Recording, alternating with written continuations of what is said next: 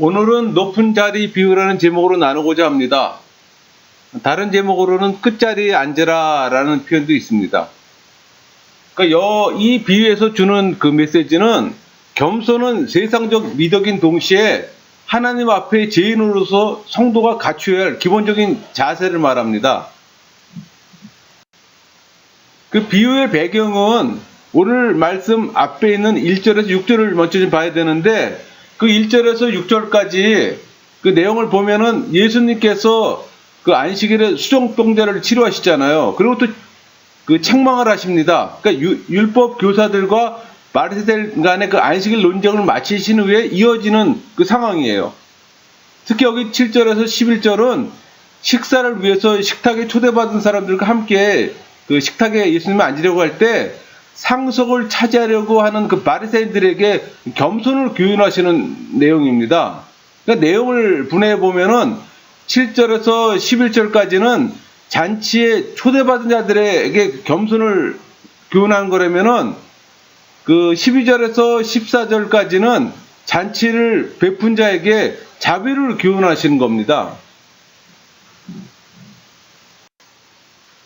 7절 청함을 받은 사람들이 높은 자리 택함을 보시고 그들에게 비유로 말씀하여 이르시되, 지금 바리새인들의 행동을 표현하고 있는 택함이란 이 말은 그 엑셀레곤토, 선택하다 고르다 의미입니다. 그러니까 무슨 얘기인가 하니 그들이 그 바리새인들이 상속을 차지하기 위해서 계속적으로 지금 경쟁하고 있었음을 보여주는 거예요.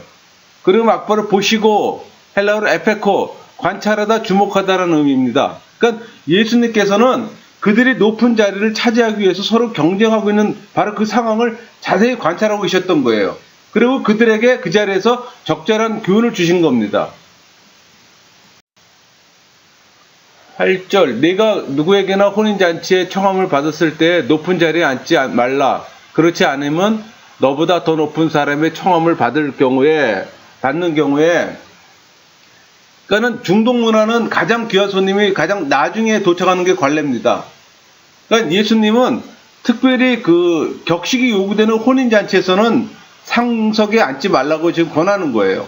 왜냐하면은 자기가 상석에 앉아야 한다고 생각하면서 상석에 앉았다가 자기보다 더 높은 사람이 나중에 그 잔치에 참석하게 될 때는 난처한 상황에 처할 수 있다는 거죠. 그러니까 여기서 원어 성경에서는 강조적으로 부각되는 사람은 상석에 앉은 자라 더 높은 사람이 아니라 그들을 청한 그 잔치의 주인입니다. 그래서 여기 원어 보면은 그렇게 하면 혹시 너보다 더 귀한 사람이 그에게서 초대받아. 그러니까 이 그에게서라는 말은 그 잔치 주인을 얘기를 하는 겁니다. 그러니까 원어 성경이 그 잔치 주인을 강조하는 이유는 그가 마지막 때에 최종 심판을 지평하게 될 하나님을 비유하고 있는 거예요. 그러니까 하나님의 비유되고 있는 그 주인은 청함받은 자, 스스로 높은 위치에 앉았을 때 그를 말 속으로 보낼 수 있는 권한을 가진 자를 얘기합니다. 그러니까 이런 맥락에서 볼 때 여기서 말하고 있는 잔치 자리는 최종적인 하나님 나라에서의 심판 자리를 상징하고 있음을 지금 보여주고 있습니다. 9절 너와 그를 청한 자가 와서 너더러 이 사람에게 자리를 내주라 하리니 그때 내가 부끄러워 끝자리로 가게 되리라. 그러니까 교만으로 상석에 앉았던 사람이 예기치 않은 상황에 당하게 될 비참함을 희극적으로 묘사하고 있는 겁니다. 그러니까 즉 청한 자, 여기서는 이제 청한 자라면 최종 심판자 하나님을 의미합니다. 그러니까 청한 자의 명령으로 상석에서 말속으로 쫓겨나 수치스러운 결과를 맺게 된다는 얘기예요. 결국 예수님께서 말씀하고자 하는 것은 높은 자리와 낮은 자리를 구분해서 그런 차이에 얽매이지 말고 매사에 겸손하라는 교훈입니다. 그러니까 그 교훈을 직접 말씀하지 않고 이런 극단적인 상황을 좀 설정해서 말씀하시는 것은 바리새인들의 완악성이 그만큼 심각했기 때문이에요. 구절의 내용을 통해서 성도는 마지막 하나님 심판 날을 대비해서 항상 겸손한 자가 되어야 한다는 것을 교훈하는 겁니다. 10절 청함을 받았을 때 차라리 가서 끝자리에 앉으라. 그러면 너를 청한 자가 와서 너더러 버시어 올라 앉으라 하리니 그때 함께 앉은 모든 사람 앞에서 영광이 있으리라. 지금 8절과 9절의 정반대 상황이 전개됐습니다.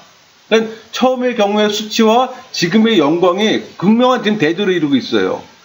그러니까 이 비유의 말씀은 단순한 어떤 공식 속단에서의 어떤 예법, 그러니까 명예를 잃지 않는 방법이나 명예를 얻을 수 있는 처세를 가르치는 게 아니에요. 그보다도 상속을 차지하려는 바리새인들의 교만이 얼마나 어리석은가를 지금 지적하는 겁니다. 또 아울러 사람이 높고 낮음이 자신의 욕심에 의해서가 아니라 하나님에 의해서 결정된다는 걸 가르치는 말씀이에요. 여기 버시어 올라앉으라 이 표현이 있잖아요. 헬라어로 필레프로나사나베디 아노테론. 그러니까는 정확한 번역은 버치어 더 높은 자리로 올라가라 그런 의미입니다. 그러니까 이 말은 상속으로 이동뿐만 아니라 바로 주인 옆에 앉는 영예를 지금 누리게 되는 걸 가리킵니다.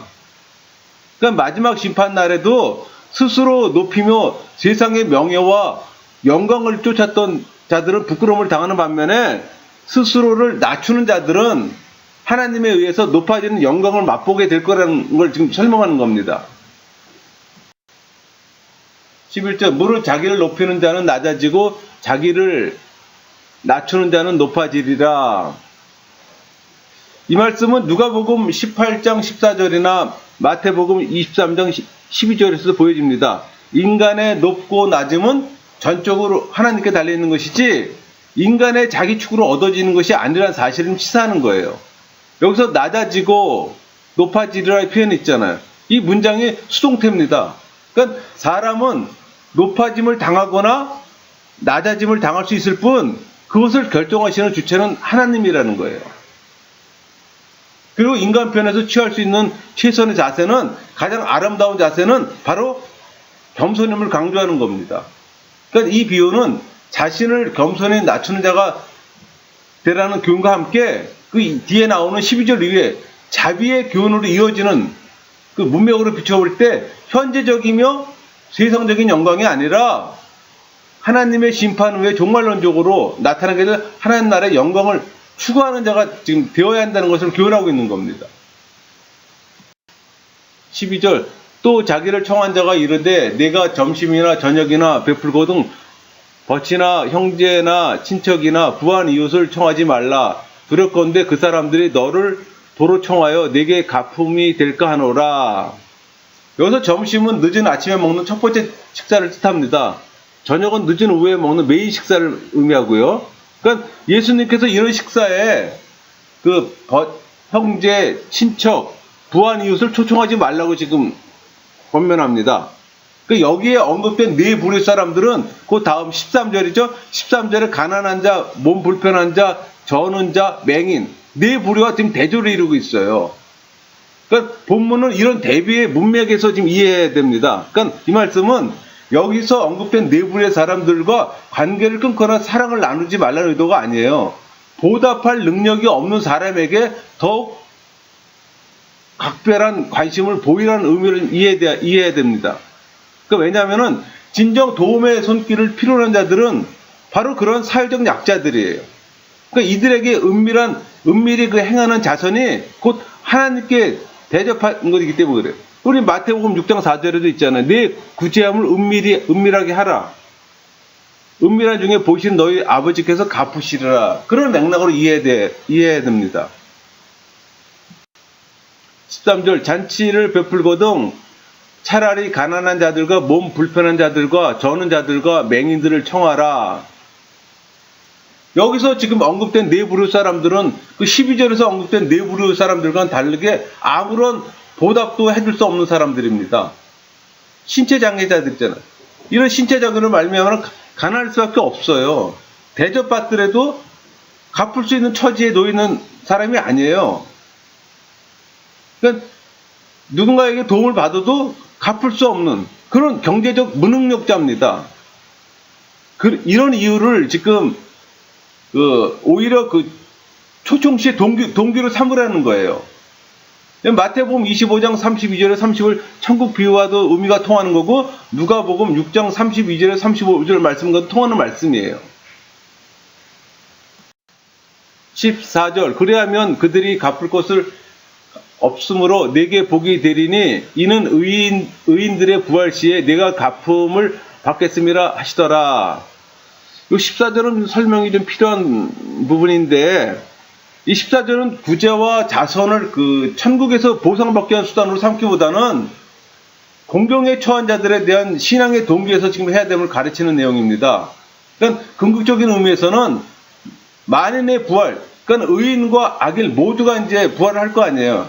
그러니까 계시록 20장 5절처럼 단계적 부활에서는 첫째 부활을 의미합니다.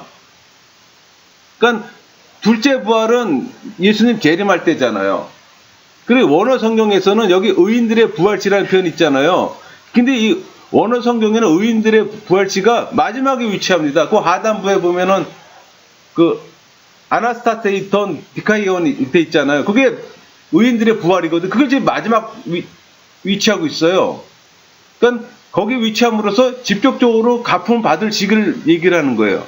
그게 안타포토 데세타이잖아요. 그러니까 원문에서는 맨 처음으로 얻게 될 복이 마카리오스 에세, 그게 지금 복이 맨 앞에 나와 있잖아요. 그 시기를 지금 가리키는 거예요. 그러니까 본절은 시간적으로 현재가 아니라 미래의 부활 시기에 모든 초점이 지금 맞춰 있는 겁니다. 그러니까 이 비유는 잔치를 베푼 자에게 주는 비유지만은 본문의 말씀은 성도의 모든 삶에 있어서 그 초점이 현재가 아니라 미래 하나님 나라의 영광에 있어야 한다는 것을 지금 가르쳐 주는 겁니다. 그리고 사람의 보답이 아니라 하나님의 보답을 받는 자가 될 것을 교훈하고 있는 거예요. 그러니까 현세에서 아무것도 보답할 수 없는 자들을 대접하는 것은 마치 보물을 하늘에 쌓아두는 것과 같다는 것을 의미합니다.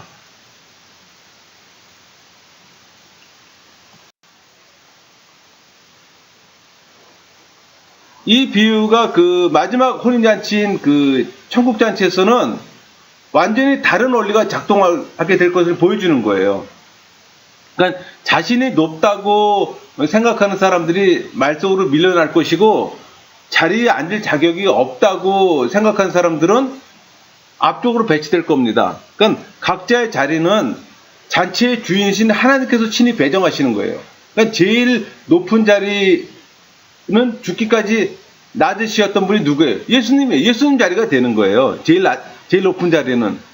그리고 겸손이란 자신을 억지로 낮추는 게 아닙니다. 열등감이 쌓여있는 것도 더더욱 아니에요. 그러니까 자신에 대해서 덜 생각하는 겁니다. 그러니까 자신에 대한 생각에서 자유로운 거예요. 대신 예수님을 더 많이 생각하는 것이고, 또 예수님께서 하신 대로 묵묵히 따르는, 그게 겸손입니다. 오늘 비유에서 지금 그걸 우리한테 알려주시는 거예요. 마치겠습니다.